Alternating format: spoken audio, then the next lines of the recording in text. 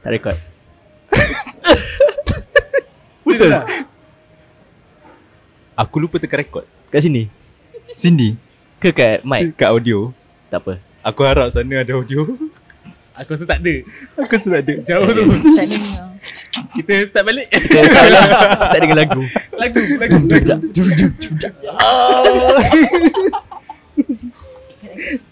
Aku rasa aku dah tekan tadi. Wallahi aku rasa aku dah tekan tu. Apa okey. Tak apa, okey je. We can do this all day. One more time.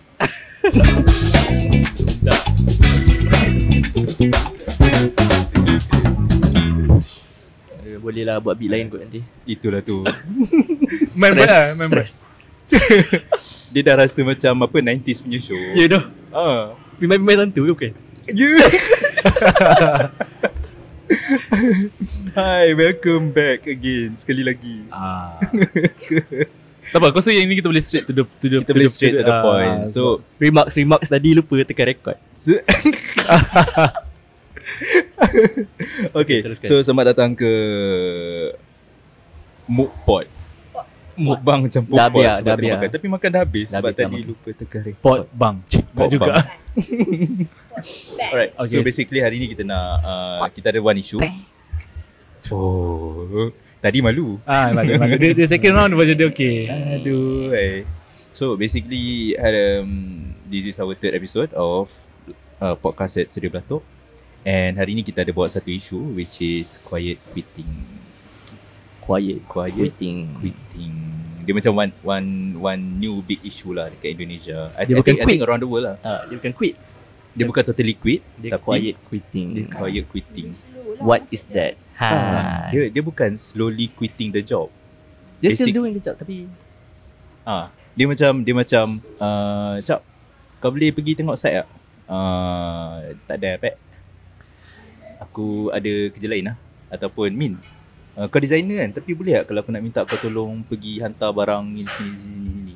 Lepas tu kau pun buat rasa macam Kita sempat tak lah, bos. do jam. So meaning Bapak aku tak balik lagi saya tiba. Bapak dia tengok.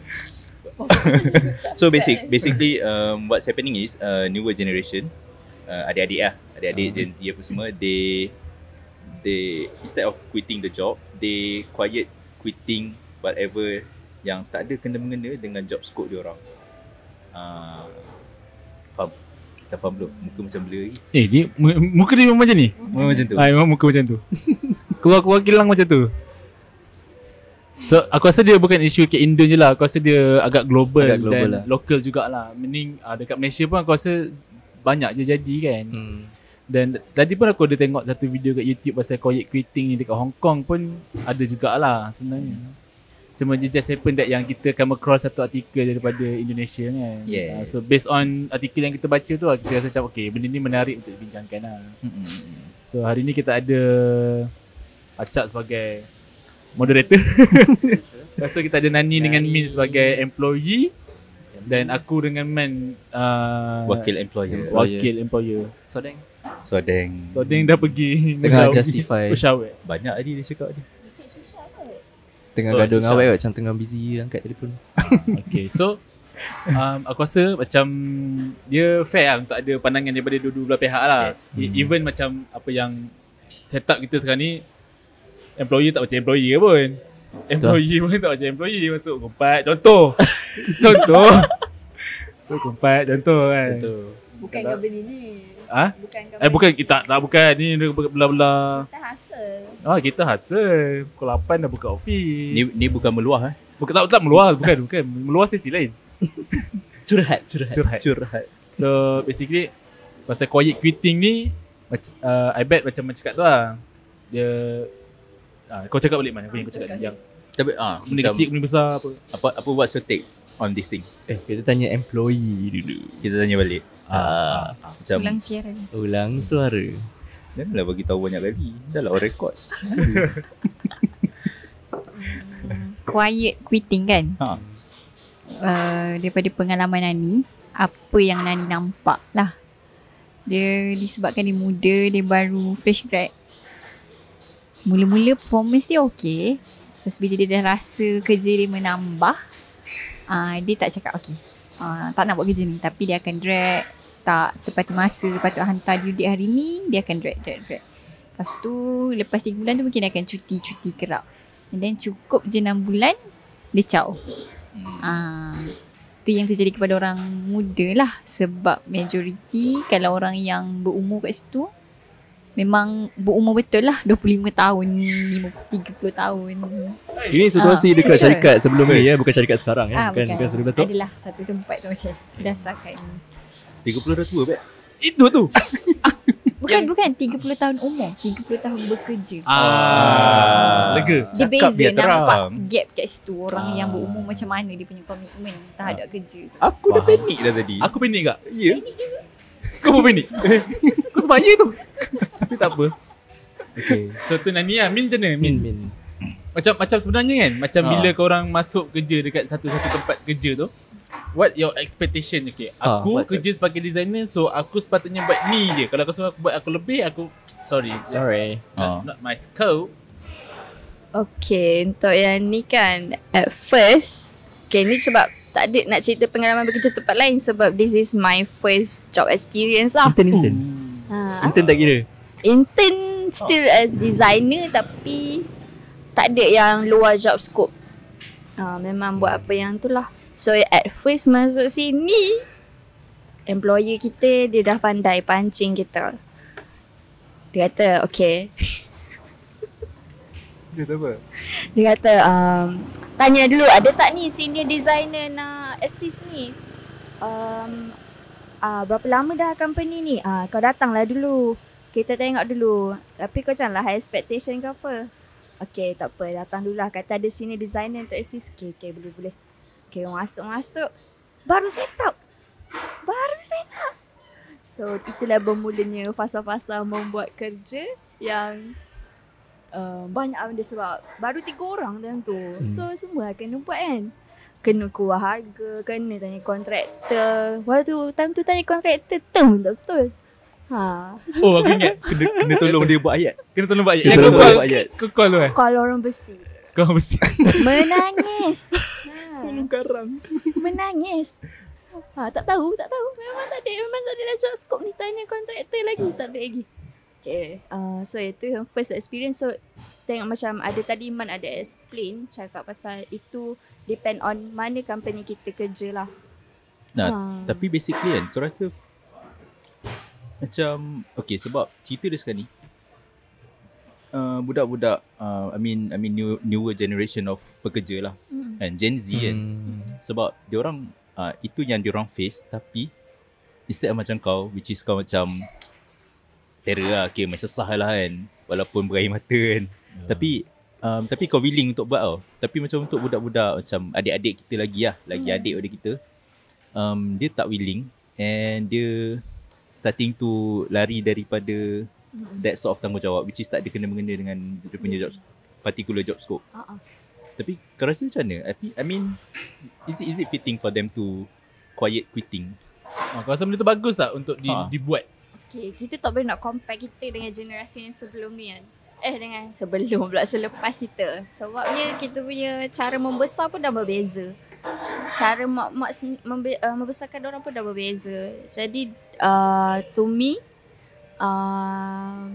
dorang punya tu kita lah as generasi yang macam aku punya yang sebaya aku mesti akan kata macam manja lah budak-budak ni, tu tak boleh ke. Padahal benda tu macam simple je, tapi untuk dorang dah ada banyak sangat apa panggil tu, pendedahan lah dari orang kata macam kau jangan biar orang gunakan kau. Social media macam merata-rata cakap how you should live, how you should work, mana-mana lah, IG ada, TikTok ada, everything cakap pasal mental health. So that's why diorang rasa macam aku tak patut buat macam tu. Apa yang ada yang patut aku ada dalam job scope aku je lah yang patut aku buat. Yang luar dia rasa macam Tapi macam Man, kau wakil bos. Dia mesti ada. Okay, macam kita dah tahu what, who, sekarang why. Kenapa yang kau cakap tadi lah, mungkin sebab isu mental health lah Diorang quiet quitting due to unnecessary stress, doing things that they don't know, I guess. Aku tak tahu. sebab aku bukan kat position tu. Tapi apa yang aku boleh, what I can say is, kalau kau dekat situasi quiet quitting lah, kalau kau dekat company yang baru buka kan, macam startup memang company kecil, macam 10 kira kecil ke tak aci lah. Sebab orang lain semua memang hustle culture lah. Sebab 10 orang je kan. Lepas tu macam kita baru kick off company, memang sangat orang yang buat korang punya offer letter, which is us yang buat offer letter, dia pun tak boleh nak fikir apa lagi job scope yang kita kena masuk macam bukan je macam Nabi boleh tahu what's gonna happen next kan. So so tak boleh lah nak bench siap-siap lepas ni korang akan ni buat ni tak boleh lah. So kita gunakan term umbrella, which is whatever term umbrella tu related kita, lah. so macam kita cakap apa-apa kerja yang berkaitan yang bantu pada office tu terus operational lah. So tu macam general term lah. Tapi kalau kat company besar pula, company besar gila, so kau hanyalah sebiji sprocket dalam a big machine. So it's okay, aku rasa lah it's okay if it's terlalu macam, kalau the dynamic of the whole office kan macam terlalu kiasu, terlalu macam tak Selfish. tak good for your mental. I think it's okay for quiet quitting sebab macam kau punya part maybe just small je, kecil je kot. Betul. I don't know. Dan dia pun nampak kau as something as simply replaceable lah. Macam kau. Plus aku nak tambah macam okay, different dengan startup dengan big company. Kita tak afford untuk replace Kita orang. tak afford untuk macam tu. Satu lagi, contohlah, when you are in a small team, basically startup, anything extra you do memang make a big difference for the team. Yeah, make a difference. Tapi kalau kau kerja dengan big company, memang you afford to be selfish. Sebab kau buat lebih pun tak membantu sangat. Tak bantu career development. Dia kerja di best untuk orang lain lah. Best untuk orang lain lah. Teammate lah. Teammates Tapi ke, kalau team you do leader. less, dia akan menyusahkan orang lain. So might as well just do apa yang you dibayar. Kan? Betul, make sense. Tapi basically itu one part lah kan. Pat as wakil employer nombor 2. Aku frankly speaking, aku rasa macam bila kau baru, basically yang quiet quitting ni banyak orang muda lah kan. Muda kita consider lah like below 25 lah. So sebenarnya umur tu ialah umur untuk kau belajar. Tapi tak menjadikan alasan untuk kita bagi kau kerja yang unnecessary lah. Contoh okay, let's say Nani baru kerja. Okay Nani, kau tolong pergi pejabat tanah apa benda. So, jadi memang this has nothing to do with me. Tapi kalau dekat Nani boleh tak tolong pergi MPK apply lesen untuk kita. Then ada kena-mengena dengan kerja admin. Tapi kalau tiba-tiba dia kena pergi pejabat tanah lah, lepas tu kena pergi, so tak ada kena-mengena. So tak menjadikan alasan untuk belajar. Itu syarikat tu jadikan alasan okay kau kena belajar untuk suka-suka hati, suruh buat benda yang unnecessary lah.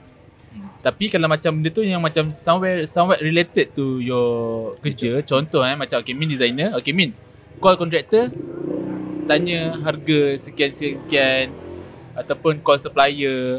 So in the long run you need to know all those information kan. Kalau macam okay aku designer, kerja aku design je, aku tak nak tahu apa yang pasal construction, pasal apa. So satu angle kau akan rugi lah kalau kau tak tahu. So bila kau design kau tak ashok sendiri, so you know what is actually happening. Tapi kalau tak ada kena-mengena, then dia tak fair. So dia jadi tak fair lah.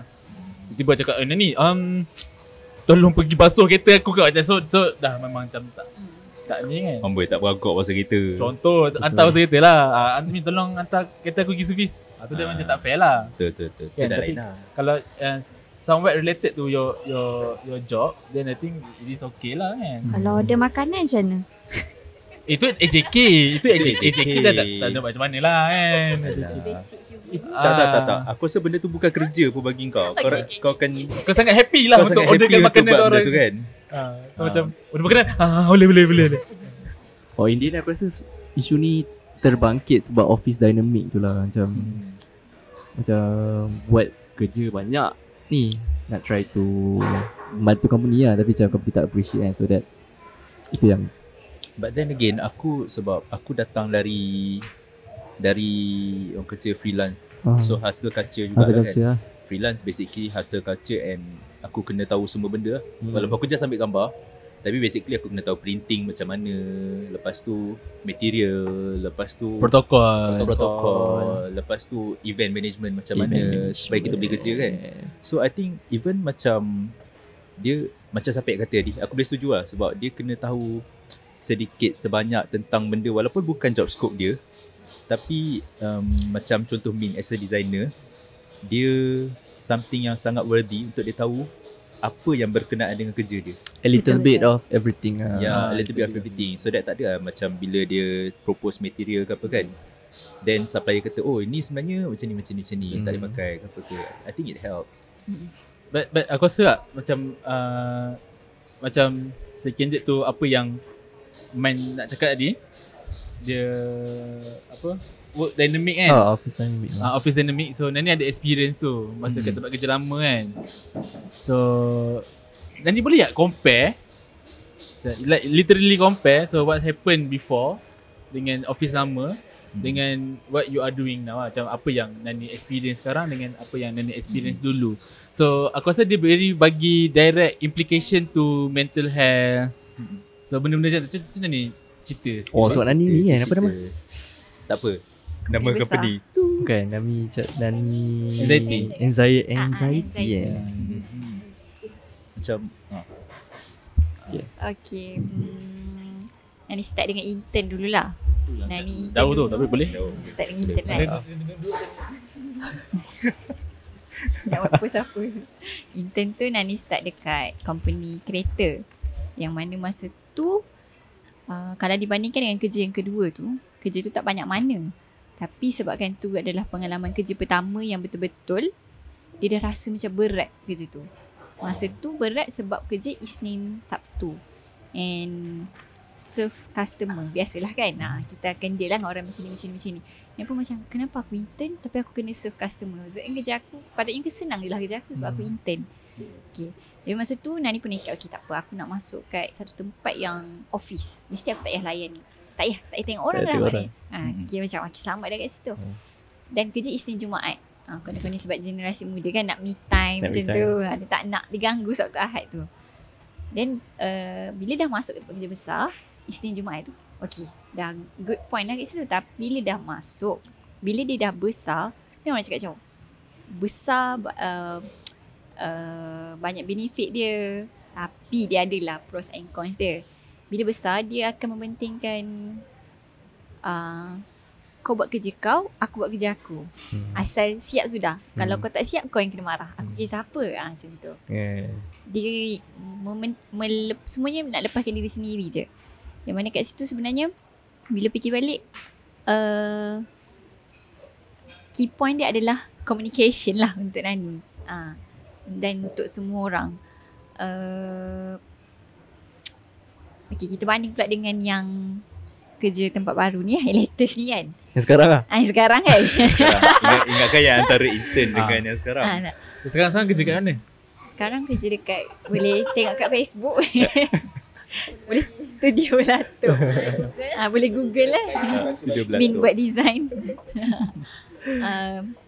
Dia kalau ikut pada hard work, yang kerja lama tu Nani memang gila-gila punya kerja. 8 sampai 5 tu 5 minit pun tak ada rehat. Rehat makan pun sambil cakap telefon, lepas tu sambung buat kerja. Memang commit habis lah. Memang commit habis. Tapi belum tentu ada orang appreciate. Sebab kau 1000 kali kau buat betul, tapi satu kali kau salah, kau tetap salah selama-lamanya. Macam tu lah different dia. Simpan. Hierarki. Awak meluah ke? Tapi sekarang Tapi sebenarnya benda tu buat Nani buka mata lah. Kalau tak, Nani tak tahu. Kalau asyik semua kerja senang je tak boleh juga kan. Tak ada lah, kita belajar. Susah dalam kehidupan tu lah. Macam tu. memang minat susah. Suka hasil. So sekarang macam mana kerja? Sekarang Alhamdulillah masih belajar. Banyak je lagi benda Nani tak tahu. Nani keep on.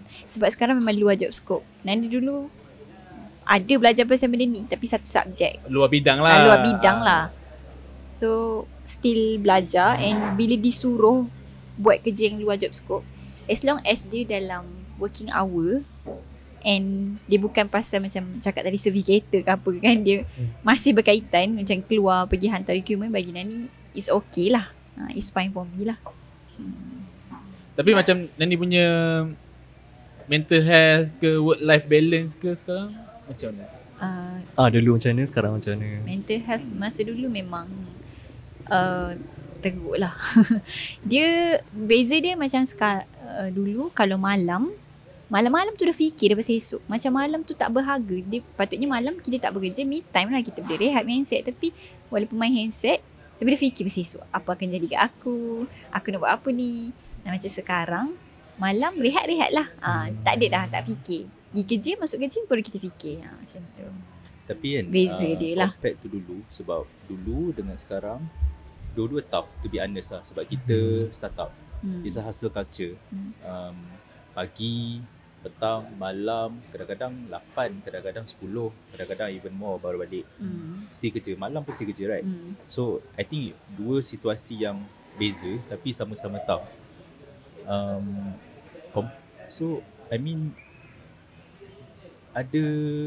both are tough considering you have your own challenges. Okay tak sekarang compared to dulu? Sebab aku faham masalah yang macam sebab ada je masa yang macam Nani rasa nak balik tapi tengok semua tak balik macam awal tu kan. Semua tak balik lagi macam ni. Tak apalah, buat sibuk lah. Sebab nak balik kan. So mungkin ada masa yang macam contoh sekarang ni dah pukul berapa kan. So Nani macam masih lagi kat luar bersama dengan bos untuk buat benda yang di luar job scope ni. So sebenarnya dia macam luar job scope. Tak nak quiet quitting ke? Tak suka nak quiet quitting ke? Tak rasa tak nak lah. Macam balik lah. Bye guys. Lepas ni nampak pukul 6 je slow hilang kan. So kenapa macam sekarang macam Nani willing, kita nak tak tahulah willing ke tak willing, tapi cakut sebab dia naik sekali kan ni. Terpaksa. Sebab lagi nak order Grab. Kejam. Dia sebenarnya bergantung pada majikan lah. Kalau majikan tu layan kita dengan baik, dan dia I mean dia tak apa. I mean dia okey lah. Dia sebenarnya bila orang buat baik dengan kita rasa kita nak buat baik dengan orang. Kita akan rela. Kalau tambah kerja okey. Dia bagi Nani. Aku nak jadi boss man. Kerane. My stupid boss. Adrian mana Adrian? Tacut. Nanti balik tengok kita hantar link. My stupid boss. Ada dua Itu idola aku lah tu. Okay, so macam aku sebenarnya idola. Tak, macam aku kan, macam aku tak menjadikan dinamik dalam office sebagai satu dinamik yang ada bos, ada pekerja, dan yang panggil kita orang bos pun kau orang je. Aku pun tak pernah macam bahasa kerja aku bos pun lah kan. Just that bagus lah untuk ada hierarki tu, bagus untuk chain of command lah sebenarnya. Chain of command macam arahan tu daripada mana-mana kan. Macam dinamik yang aku cuba wujudkan ialah so kita berkawan. Tapi itu tak menjadikan alasan untuk aku treat korang sesuka hati lah. Berkawan so that ada boundaries macam time kita lepak ni kita kena lepak sebagai kawan lah. Tapi masa kerja kita kerja lah. So tu lah. Tapi aku rasa kita dah swing ni, kita kena tarik balik. Quiet quitting. Tapi quiet kita ni tak? Sebab tadi sebenarnya kita record. Kita cakap ni. Acak tak record. Lagi sekali lah. Dah tak nampak handsome balik. Aku tekan. Sorry. Maknanya soalan kena Pak handsome aku tadi dah habis Dah habis. So kau Tolong kena buat balik semula. Kau kena soalan ni benda tadi. Aku tak boleh, kau kena tanya balik soalan tu. Aku dah lupa ni. So sebenarnya engkau sekarang ni buat kerja di luar bidang yang kau belajar. Betul. Walaupun dalam bidang yang kau belajar tu adalah Sikit mungkin satu chapter ataupun satu subjek kau belajar pasal apa yang kau buat sekarang. So apa pendapat kau berkenaan dengan orang boy? Ni relax dulu. Kuat agak bunyi plastik. Kata ASMR. Asmara. Janganlah berasmara kat sini. So apa pendapat kau tentang let's say ada satu generasi yang macam tak nak buat job dan nak buat kerja di luar job scope dia. Berbanding dengan kau yang basically memang banyak buat kerja di luar job scope kau. Okay. Dapat aku lah. Aku nak toilet kan. Okay. Sila. Jangan mau panggil dulu. Okay, aku cakap balik. Sebab ada orang tak dekat tadi. Okay, aku cerita balik okay, aku background civil engineering lah. Basically memang benda aku belajar civil engineering je. Macam sekarang, tapi aku nak kata terpaksa, tak ada terpaksa, tapi buatlah apa yang perlu dibuat nak bagi company moving kan. So aku dipertugaskan untuk kerja untuk estimate project lah, sebagai estimator. Basically aku akan kira cost, materialist, semua benda tu aku buat. So aku dah tak buat kerja sebagai seorang engineer lah. And untuk macam generasi baru sekarang ni yang macam complaining atau quiet quitting tadi kan, pasal buat kerja luar job scope ke apa, luar bidang yang biasa dia buat lah. Aku personally tak rasa benda tu elok lah untuk korang yang baru ni. Sebab itu skill yang korang boleh dapat tau, buat benda yang korang tak pernah buat, benda yang korang tak pernah belajar masa zaman you ke apa. Jujur masa you kau belajar benda berapa kerat sangat sebenarnya knowledge tu pakai. Sebab banyak benda kau akan belajar after kau graduate juga. So benda tu ya skill yang boleh improve kau punya. Kalau kau berniat untuk career jump, then it's good skill.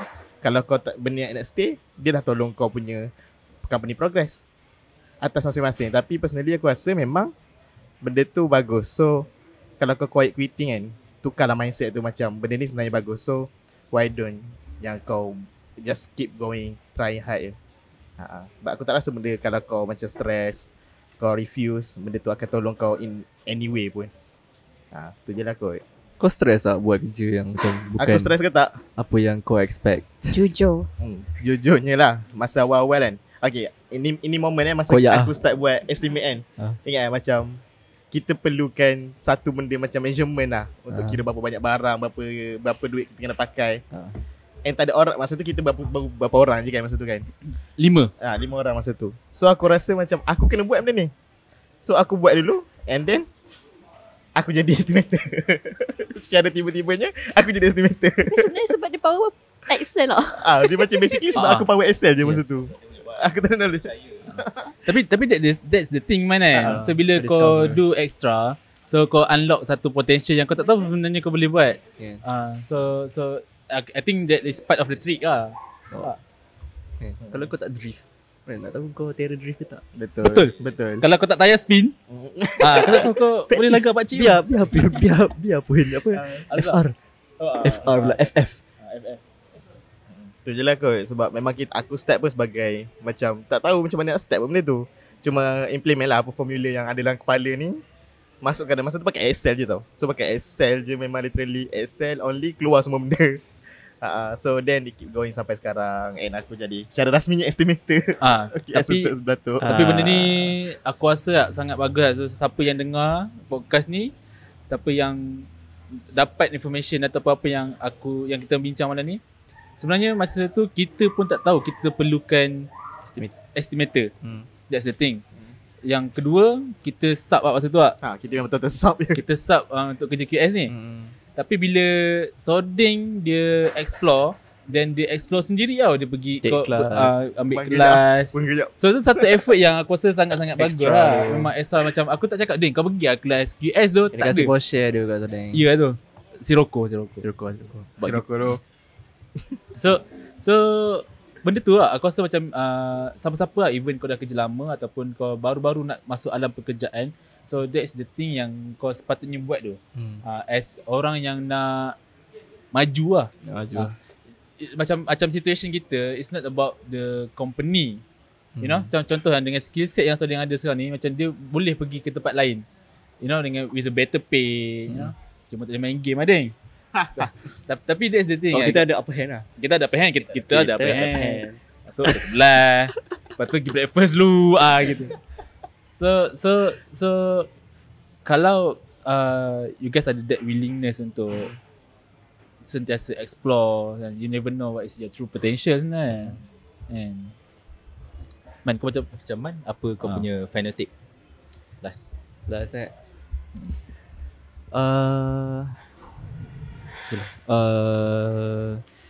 final take on quiet quitting. Quiet quitting, dia bukan quit tapi dia macam dia ngelat lah sebenarnya. Masa Melayu ngelat lah Tak nak buat kerja yang whatever that's not being betul in the agreement dekat surat offer letter scope kan. Apa yang luar job scope lah.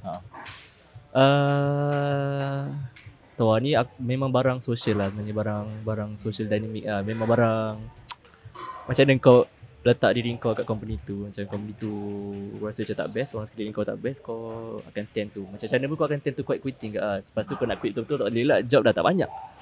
Job dah lah susah nak dapat kan. So macam nak gaji lagi, tapi tak nak buat apa yang diorang suruh aku buat ni. Macam merepek dah lah, aku tak akan dapat raise pun kalau aku buat benda yang luar daripada job scope aku ni kan. Dah lah selalu so macam aku rasa okay je kot untuk dia quiet quitting. Tapi for them to quiet quitting in a company yang macam small company yang macam sangat It's not fair lah. not fair lah. Memang sangat tak play parts lah. Macam Nani apa, what's your last Penggulungan. last thought? Last. Kalau boleh kita harapan. Harapan saya dengan negara ini. Berat. Kalau boleh apa pun kita kena cuba dululah. Kena usaha tu penting. Sebab kalau tak usaha kita tak tahu outcome tu macam mana. Macam Sodeng cakap tadi lah, dia tak tahu pun potential dia ada sebenarnya. Baru dah usaha baru kita boleh cakap, baru kita boleh komplain. Ada cakap baru mukpot. Pot bang. Macam sampai tadi dah last take. Aku okay. Kau nak suruh aku cakap, aku boleh cakap apa malam. Okay. Sodeng, apa your last take? Ada? Last take dia kata yang aku pegang lah kot. Jangan manja. Sebab kalau kau manja, banyak benda kau tak boleh buat. Tu je. Aku? Min. Okay, Min. Tak ada. Kena. Golong. Asyik kipas je mana Haji. Okay, kepada semua generasi muda di luar sana. Macam tu. Aduh, dah tua punya. Tak ada lah. Okay, berfikir panjang sebelum quiet quitting. You never know mana company tu bawa hala tuju korang. Mana korang 10 tahun akan datang, 5 tahun lah, 5 tahun 10 tahun macam terlalu tua dah. 5 tahun akan datang. So bertahan dululah. Pek ada nak tambah? Aku sebenarnya suka orang yang quiet quitting. Reason why, macam mana cakap depend on situation lah. Kalau dia quiet quitting sebab dia kena buat benda yang luar job scope dia dan tak bagi impact sangat dekat company, then you better do quiet quitting. Tapi kalau macam dalam situation kita, bagus untuk kau explore your potential. Contoh bila kau kena buat something yang sebenarnya, contoh aku cakap Nani basuh kereta, dia basuh sendiri. Rupanya power basuh kereta budak ni.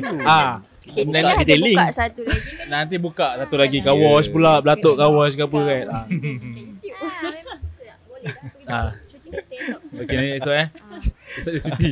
So that's the thing. So kalau macam cakap lah, kalau macam kau dalam satu institusi yang kecil macam kita, basically kita ada cuma 12 manpower, dan kau buat something extra, dan tiba-tiba kau unlock another potential yang kau sebenarnya tak ni. Contoh macam Min tu tadi lah. Min dia design tapi kena deal dengan kontraktor yang whatnot. Dia punya aku boleh kan sebenarnya. Then tapi tu memang job scope designer dia. Kata itu siapa nak buat tu. Designer, but then that time aku tak ada orang assist tau. And then macam Amin kau cakap itu baru berapa minggu tu kat situ. Baru berapa minggu. Tapi kita orang tolong buat ayat kan. Tolong kompos saya. Tak ada. Karang kan. Kita orang support daripada tepi macam. Boleh Min, boleh cakap je cakap. Yakin dengan Yasmin. Yakin dengan Yasmin. So macam tu lah. Sebab key dia kau quiet quitting sebab kau nak work life balance, lepas tu kau nak macam kau punya mental health okay. So as long as kau dapat benda tu, then okay je. Cuma macam dalam situation company kecil macam kita, then tak fair lah. Macam tu lah. Okay, last take dari aku is, okay, for adik-adik, newer generation, know where to position yourself. Even masa kau decide nak minta kerja tu, mana kau nak apply tu, kau kena tahu kat mana kau nak position diri kau sendiri lah. Sebab it's not fair kalau tiba-tiba kau masuk company startup and kau nak quiet quitting. Sebab kalau kau masuk company startup, every single thing extra yang kau buat, it means a lot to the whole team. Kalau kau kerja dalam JLC, Gamuda ke apa ke, boleh lah, nak suka hati lah sebab besar sangat, right? The extra sel mana pun small impact. I mean to the team maybe, but to the whole organisation small je. I mean kalau company kecil, of course the struggle is bigger. Everyone is trying to survive. So macam tu lah. So akhir Saya kata setuju dengan semua. yeah. So Muzik kena ada Muzik. Okay. Dah boleh gulung lah. Tadi dah gulung kan? Dah gulung. Okay. Dum. Tu ada Ni lagi best. Ui, siap pakai apron.